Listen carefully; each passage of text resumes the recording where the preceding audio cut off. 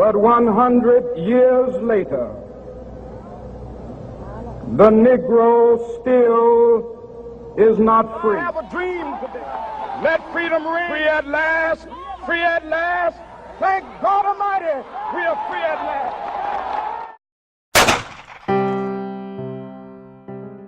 April 4th, 1968, 6 p.m. A shot rang out at the Lorraine Motel in Memphis, Tennessee. People rushed out of the rooms to find Martin Luther King Jr. lying in a pool of blood on the balcony of room 306. But why was Martin Luther King shot? Why was he in Memphis? And why did people react so strongly to his death? The reaction to the assassination of Martin Luther King Jr. showed that the civil rights movement was far from over because it deeply angered the black population. Let's back up a little. King's father, a pastor and early civil rights leader, influenced King as a child that the equality of the races was definitely something worth fighting for. During his time at Morehouse College, King found his perfect mentor, Gandhi. Even though Gandhi was long gone, a very religious King claimed, "I went to Gandhi through Jesus." It was through Gandhi that King decided that he should strive for civil rights through peaceful, nonviolent ways. Martin Luther King Jr. was also, as many people know, a prominent leader in the civil rights movement. Even though the civil rights movement kicked off with the Brown versus Board of Education case, integrating public schools across America, the civil rights movement is mostly remembered for MLK's work. Martin Luther King Jr. started participating in the civil rights movement when he helped enact the Montgomery bus boycott. Since then, many boycotts, sit-ins, and marches happened for civil rights, including MLK's famous March on Washington, where he gave his I Have a Dream speech. Even before King was killed, 1968 was a very stressful year in America. The Vietnam War was still raging, and President Lyndon B. Johnson had just announced that he would no longer be running for a second term as president. King had made many comments on these topics, as well as the equality of the races. King always kept Gandhi in mind, and he was one of the only eminent leaders who still clung to the ways of nonviolence.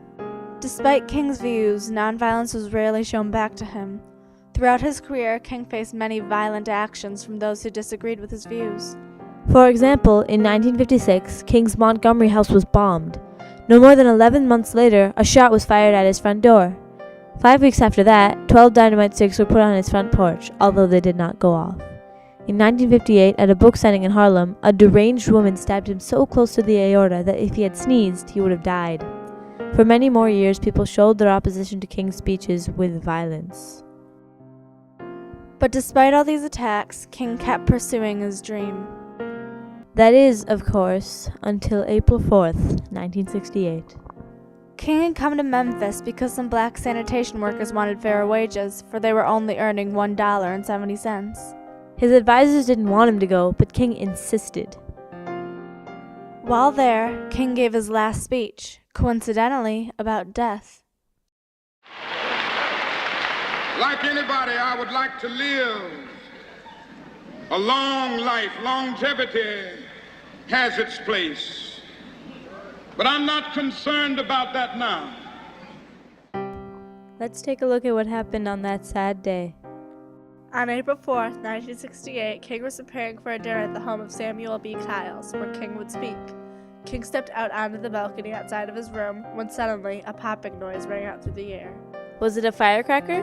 Or a car backfiring? Sadly not. King's colleagues rushed out of their rooms to find King sprawled out on the balcony. A bullet had ripped through his face. An hour later, Martin Luther King Jr. is pronounced dead in a Memphis hospital. When news first got out that King had been shot, it was broadcast that he had only been injured. Then, when it was announced that King was dead, almost all TV channels were interrupted to talk about King's legacy and how he should be remembered. With MLK's death all over the news, many people were eager to know who killed him. Supposedly, it was James Earl Ray who fired the shot, though many different conspiracies arose. Robert F. Kennedy, a candidate for president who was scheduled to give a campaign speech on April 4th, instead said his remarks on King's death.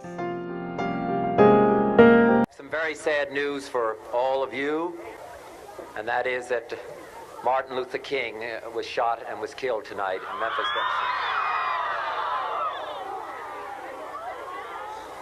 You can be filled with bitterness and with hatred and a desire for revenge, Or we can make an effort, as Martin Luther King did, to understand compassion and love. On April 9th, the whole country dropped what they were doing to watch King's funeral, which was being broadcast on national television.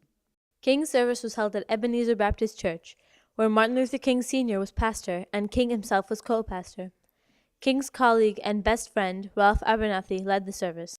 After the service, thousands and thousands of mourners from all over the country followed his casket through the streets of Atlanta. Also played at the funeral was a tape that King himself had recorded 2 months before his death. Mrs. King has requested that we have the tape of his last sermon played to us now.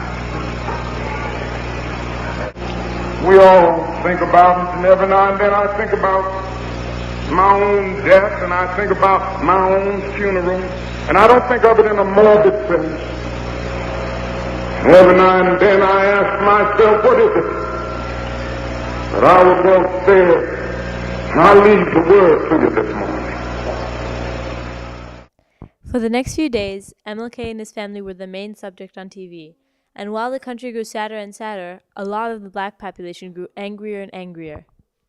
Although King believed in nonviolence, many black organizations believed in violence and self-defense against white racism and hate. Many groups, such as the Black Panther Society for Self-Defense, urged the black public to fight back with riots. Those self-defense groups claimed that they were using riots as self-defense against the white race who had killed their leader.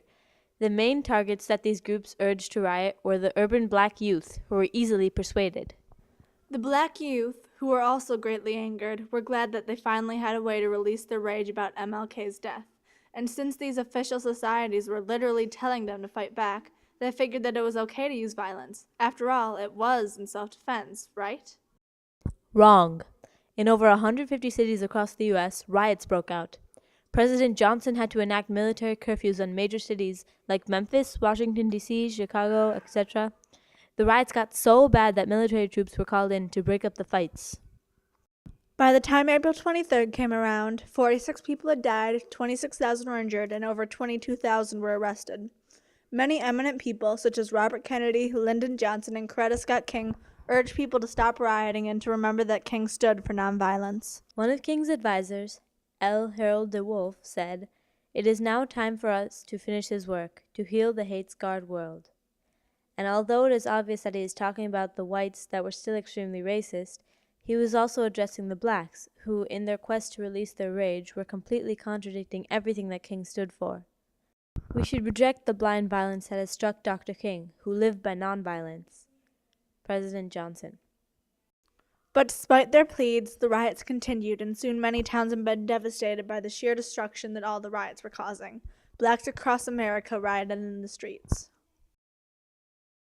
They destroyed buildings, they shot at police cars, they looted houses and ransacked businesses.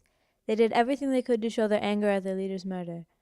The riots were a slap in the face to the U.S. government because they not only showed just how important civil rights were, but what would happen if they continued to be neglected.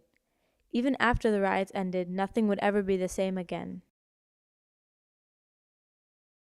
King's assassination was key to his legacy. If he hadn't died, there would have been less rage and less need for accomplishing his dream. Without him, it probably would have taken even longer for us to heal our prejudices as much as we have today.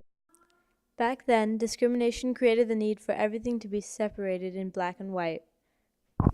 Now, both races live together in peace. Back then, having a black leader was considered a disgrace to most Americans. Now we've got President Barack Obama. Back then, Martin Luther King Jr. was killed because of his beliefs. Now, every year we celebrate Martin Luther King Jr. Day.